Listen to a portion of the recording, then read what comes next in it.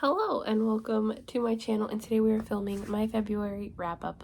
I wasn't even going to film this video if I'm being 100% honest. It is very late in the month. I only read 6 books, which I know for some people that is a lot. For me, though, I typically read at least 10 in the month, so it wasn't a very good reading month for me. Quantity-wise. Quality-wise, I had a couple 5 stars here and there, but I just wasn't really where I wanted to be.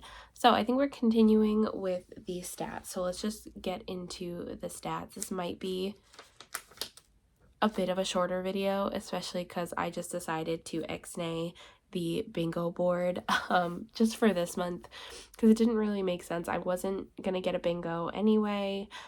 Even the non-bookish prompts I didn't really complete. February was a very busy month. First of all, it's the shortest month of the year with only 28 days. It was also really busy work-wise. Everyone was just done and ready for break. We also had a vacation. We went to Disney for a whole week, which was great, but also didn't leave a lot of time for reading. Though I did read a lot more than I normally do. I managed to finish 2 books on that vacation, though I brought more because of course I did. Which, like, who'd have thunk that going to Disney would probably be the best reading that I've ever had on a vacation, because waiting in lines makes for some good reading time. But still, like, we were on vacation, we were out and about, we were socializing, going out to dinners, and like there just wasn't a lot of time to sit down. By the time we finally got to the hotel, we were just tired and ready to relax and take a shower and just go to bed. So there was not a lot of reading time there. Even the airport, just again, not a lot of time. And then of course getting back to work, going back to school after a break is not easy. Like, the kids aren't ready. They've just been on a break for a week, not really separated from mom and dad, so that they're like confused, and just it takes a minute to come back from that, which is totally valid, because if you've been on a vacation, it takes a minute for your brain to kind of adjust back. So didn't read as much, so this is probably going to be a really short video, but it's fine. It's cool. It's all right. Short video is better than no video, I guess. So let's get to those stats. I've read 6 books in the month of February. Out of those 6, I owned all 6. I didn't go to the library. Binksy, you need to be in every video. Do you need to be in every video? Yeah. He needs to be in every video. I owned all 6 of those books. 2 of them were ebooks, which I don't think I ever added in terms of stats. 2 of those were ebooks, but I did own them. Like, they weren't on Kindle Unlimited, or I didn't borrow them from Libby or anything. In terms of series, I started 2 new ones, but did not complete or finish any. Genre, I read 1 nonfiction, 3 fantasy, 1 mystery, and 1 contemporary. Rereads, there were 0 rereads in the month of February. Ratings, there were 0 DNFs, 0 2 stars, 3 3 stars, 0 4 stars, and 2 5 stars. Oh, and 1 unrated. All right, let's jump into it. These are in no particular order. We're going to start with Godzilla. This is one that I read for the first installment of Read It or Delete It. And so the first one is a collection of stories about Godzilla and the monsters in the Godzilla universe. This one's more of a linear story, which is why this is one of the 3 stars. I feel like I didn't enjoy it as much being a linear story as I did seeing all the different kinds of monsters, and like getting to have more fun seeing like Mothra and King Ghidorah and other monsters that I'm not as familiar with as Godzilla, because I have not delved really far into this universe, but this one, it wasn't as fun. I did still really enjoy the art style like I did with the first one. It just didn't live up to the hype of the first one for me. The non-rated book is the nonfiction, because I do not rate nonfiction if I can help it. I think I kind of have to on Fable, which is the second place besides Goodreads that I've been marking my reads. I don't think it'll let you skip unless I'm just missing something. But it's not all fun and games. This is a book that I also read for Read It or Delete It. So if you want more of my thoughts, you can find them there. This is a nonfiction book about a guy who has worked in both the video game and the toy industry, and basically how he got there and his experiences in playing or in getting into the video game and toy industry. And I thought it was really interesting. This is one of Benson's books. We got it at PAX, I think, last year. And I think the guy that wrote this was actually there and selling copies. This one I don't think I would have read if Benson had not bought it. I probably wouldn't have even heard about it. This one is really super interesting, and one of the things that I'm make me really glad that I read it is that the author isn't really afraid to look at the games that he's worked on or like the people he's worked with and say things like this was my experience with this, and this is why the game didn't do well or why it did. Like, he is not afraid to poke at the fact that some of these games were not produced very well or were not created in the best, like to the best of its capability.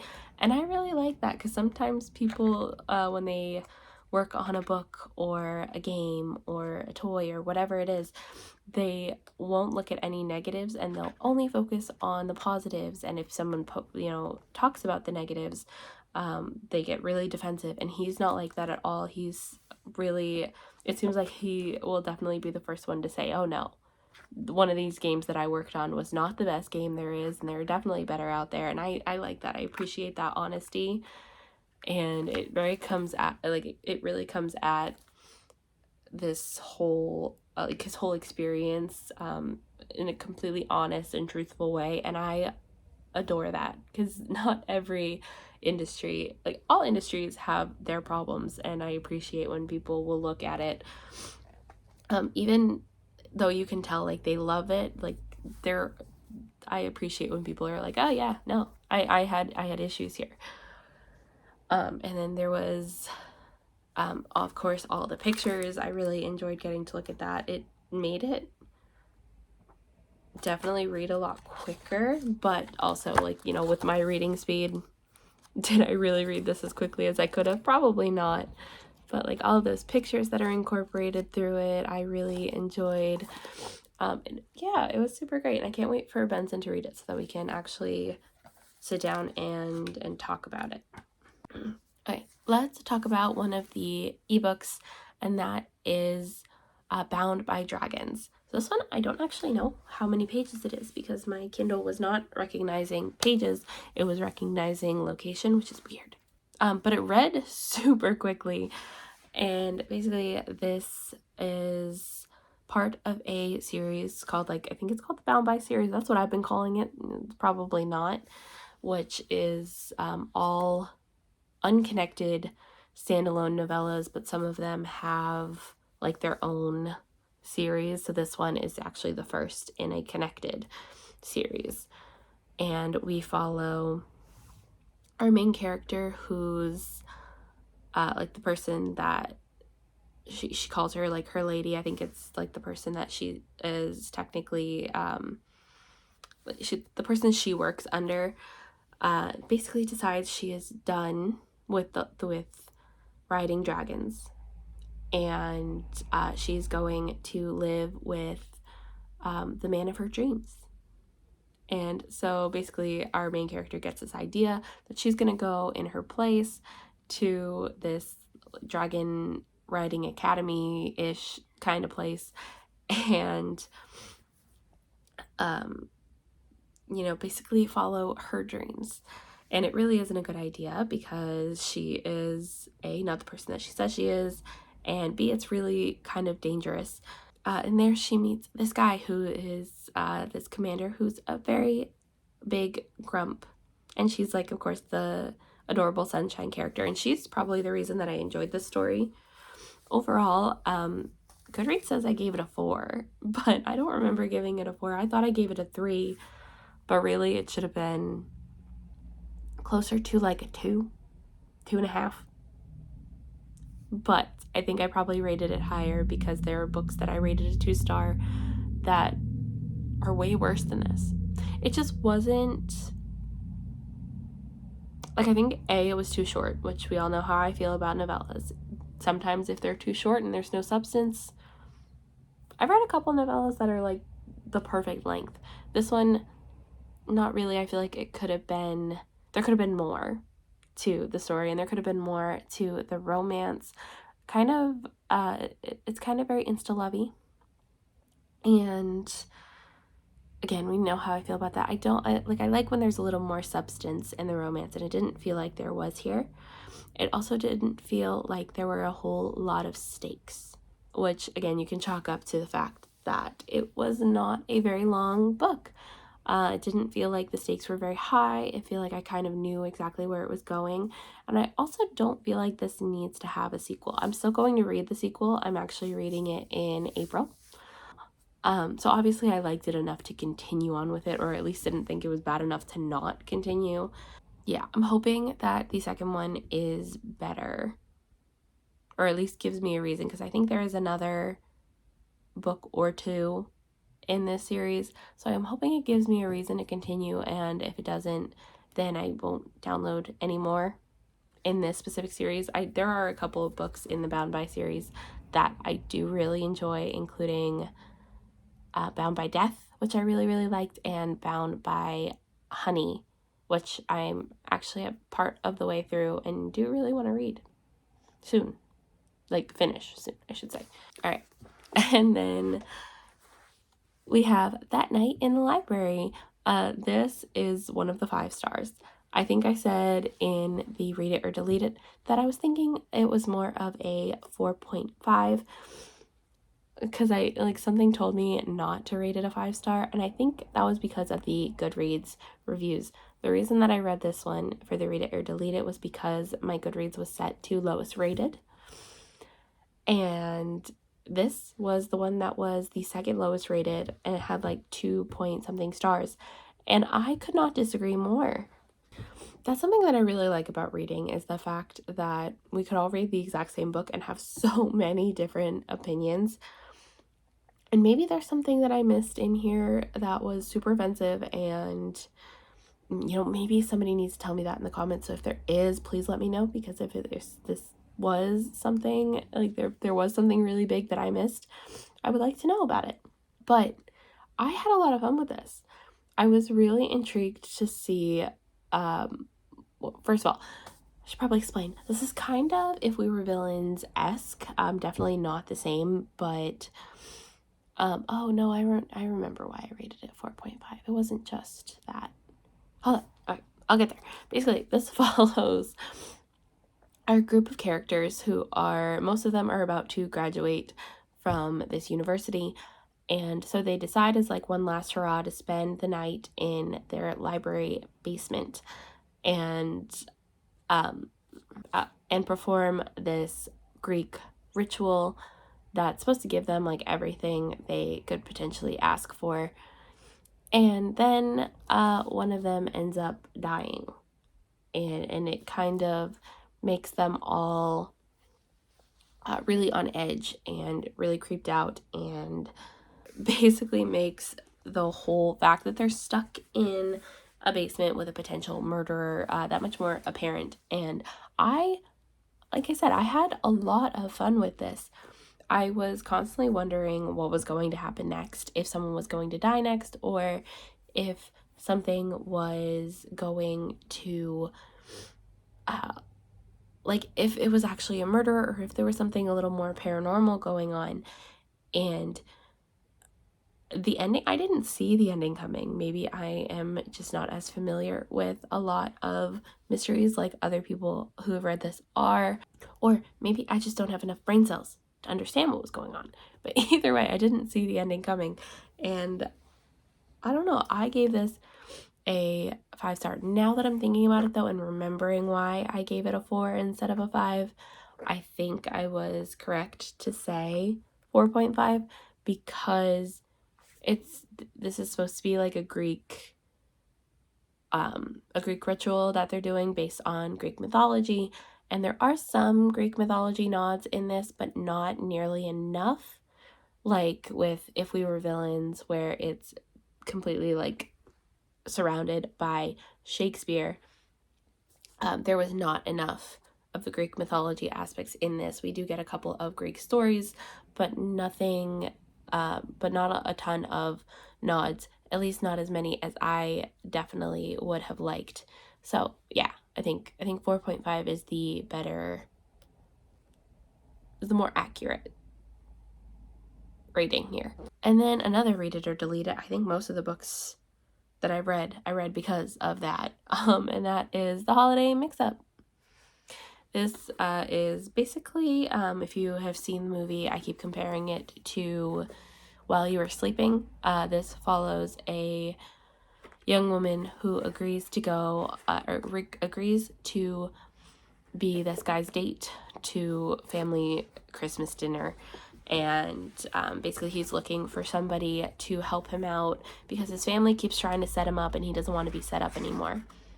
Literally 5 minutes after she agrees, he ends up getting hit by a car. And of course, he's already told his family that he's bringing his girlfriend home for Christmas dinner.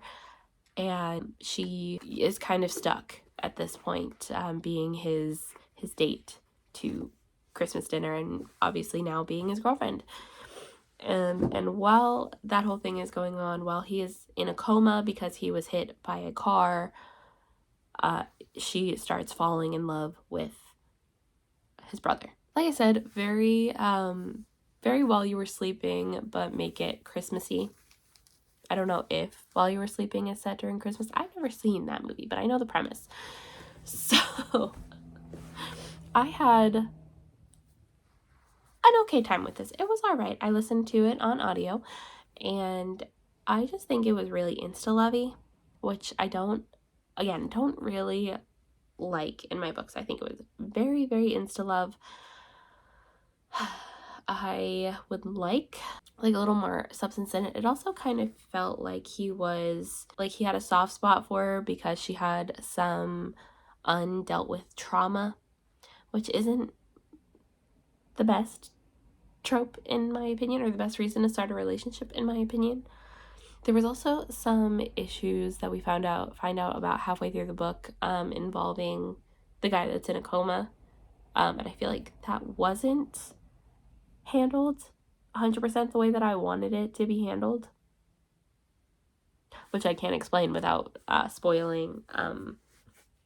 So this is one that I actually have on my Pango shop because I decided that I am unhauling it because I don't think I'm ever going to reread it. There also wasn't a ton of like Christmassy stuff, which I read it in February, so I guess that's fine.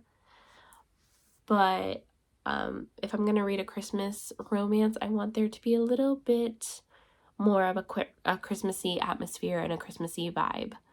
And lastly, my other 5-star book is the other one that I read on Kindle called Married to a Pirate.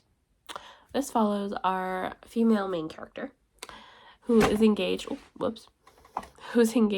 to a prince, and she's pretty much her whole life she has known that she's getting married to this prince, and she definitely has a soft spot for him. She believes she's in love with him and he is in love with her, and it's all great. And on the day of their engagement party, we find out that her father has been gambling, and he ends up playing one last card game with this pirate, and he ends up betting his daughter.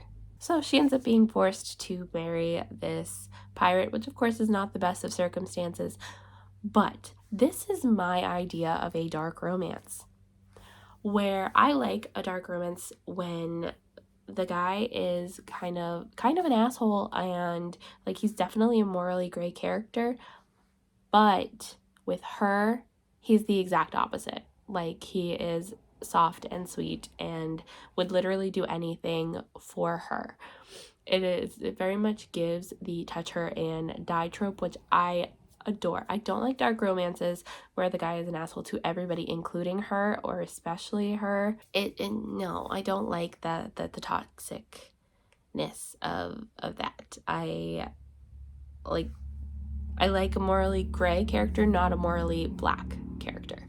I feel like we really got that in this one. I was hanging up. It's been a while since I sat down and actually gave Benson like a step-by-step synopsis of like what was going on in a book that I was reading. And while we were at Disney, I was literally telling them every single thing that was going on in this book. It is kind of spicy though. Then when they get to the actual act, it is kind of closed door. Like, we don't actually hear about anything that happens there, but there is a good deal of spice in this, and it's really interesting to see. It does get a little repetitive. It is kind of long. We get to see that pushback from her, like where they'll start getting a little bit heavy, and then she'll push back, and that happens a couple of times. So if you don't really like that repetitiveness, like I kind of started to get annoyed from it, but it didn't really negate the love that I had for the book. And there would be times where someone would come in and threaten to hurt his wife, and he would immediately like put a stop to it and just be like, do not touch my wife, get your hand off my wife. And like I love that. That's the kind of morally gray character that I love and that I adore and that I consider like a book boyfriend. So these are all of the books that I actually managed to read, plus those 2 ebooks that I managed to read in the month of February. Like I said, this is probably going to be a really short and sweet video. The raw footage is sitting at about 26 minutes at this point. So let me know if you have read any of these books. Let me know what you thought about them, or let me know what you read in the month of February. And I will see you all in the next video. Be sure to hit that like button and subscribe if you want to see more from me, as well as Benson, who is a frequent member on this channel. I will leave all of those links down in the description box below, as well as links to my social media if you want to get any more updates from me. But until then, bye.